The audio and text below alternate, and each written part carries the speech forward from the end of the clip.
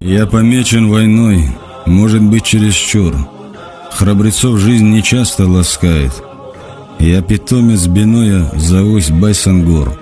Это имя в горах каждый знает.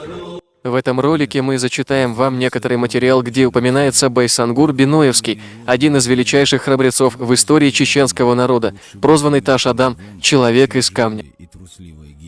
Историческое издание Михаила Семевского, Санкт-Петербург, 1889 год. Сообщается, что вернувшиеся в горы биноевцы избрали для себя имама некого Байсангура и дали клятву не покоряться русской власти.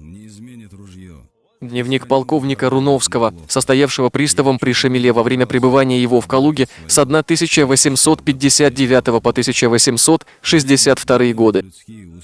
Что же касается аула Биной, жители которого, как нам известно, всегда отличались преданностью к Шамилю и ненавистью к русским, то по убеждению Шамиля не столько опасно их недоброжелательство, сколько фанатическая ненависть к русским наиба их Байсангура по прозванию Бергес.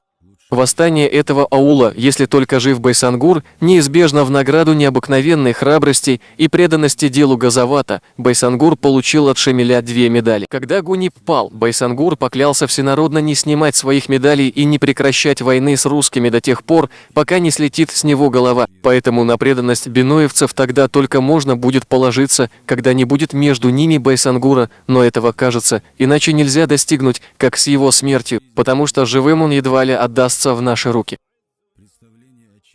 Некоторые подробности пленения Байсангура мы находим в Кавказской летописи. Приказы по Кавказской армии, цитата. Марта 20 дня 1861 года биноевский житель Байсангур по суду, произведенному на основании полевых и уголовных законов, оказался виновным в измене русскому правительству, произведении возмущения между ичкеринцами и другими горцами с целью отложиться от подданства России.